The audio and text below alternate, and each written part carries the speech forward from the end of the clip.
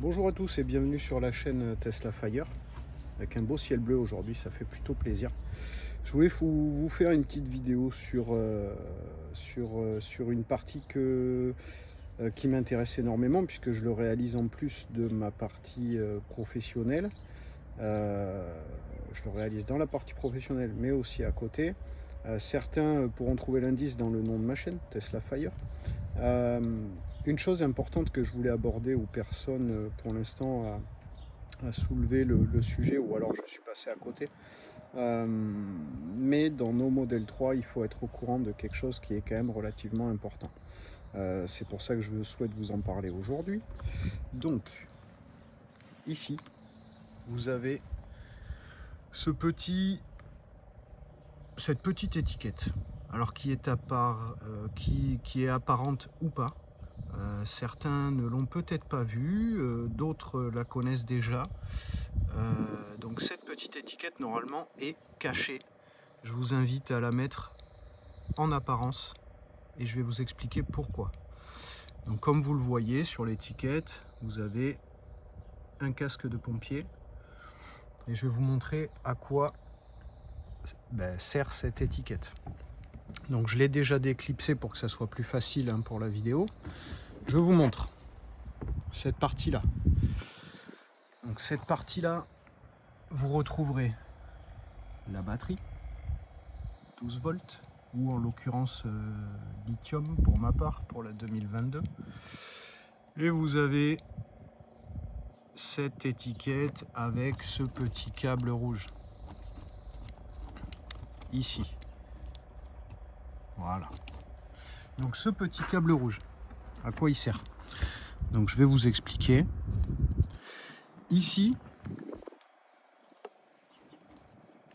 on ne le voit pas très bien. Ici, vous avez un outil et un axe de coupe. Tout simplement parce que les services de secours, s'ils doivent intervenir sur votre véhicule en cas de désincarcération par exemple, eux devront couper cette section-là.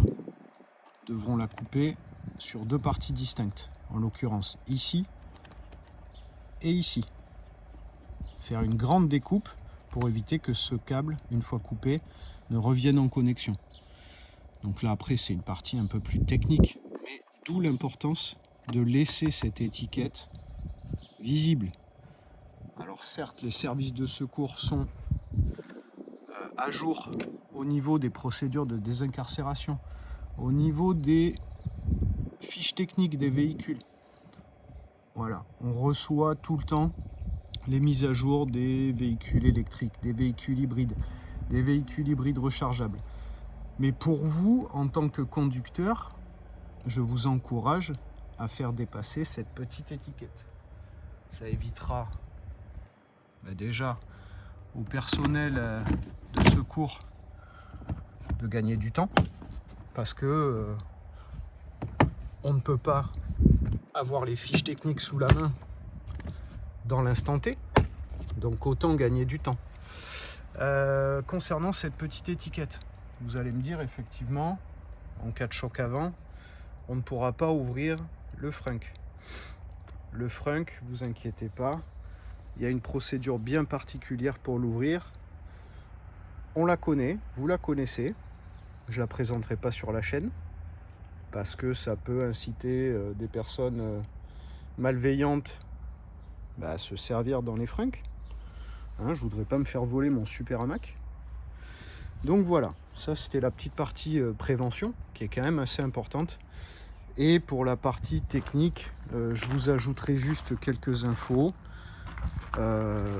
Ici, dans cette partie-là, vous avez toutes les parties bouteilles qui permet aux airbags de se déclencher. Voilà. Donc ici, et de l'autre côté en symétrie, pareil.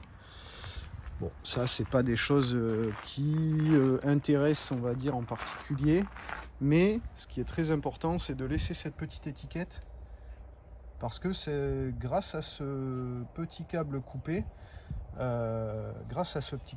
oui, ça va désactiver l'ensemble des airbags post-choc, on va dire. Voilà, s'il y en a un ou deux qui n'a pas pété, une fois que les secours ou vous-même seront à l'intérieur du véhicule, on n'est pas à l'abri qu'un airbag se déclenche post-accident. Voilà. Donc c'était la petite vidéo prévention du jour. Donc n'hésitez pas à laisser cette petite étiquette apparente. Voilà. Je sais que sur les modèles S, c'est pas du tout la même procédure. Mais dans tous les cas, si vous vous posez des questions sur la partie secours et Tesla, Tesla participe grandement à la formation des services de secours et vous pouvez retrouver sur internet en tapant Tesla Model 3 secours par exemple ou Tesla Model S secours, vous retrouverez les procédures d'urgence dans les services de Tesla. Voilà. Écoutez, cette petite vidéo aujourd'hui n'était pas sur la consommation, n'était pas sur les petites astuces de protection, etc. Mais je pense que ça peut faire partie des choses à savoir pour rouler en toute sérénité avec cette Tesla. Sur ce, je vous souhaite un agréable week-end avec ce beau soleil et je vous dis à bientôt pour de nouvelles vidéos.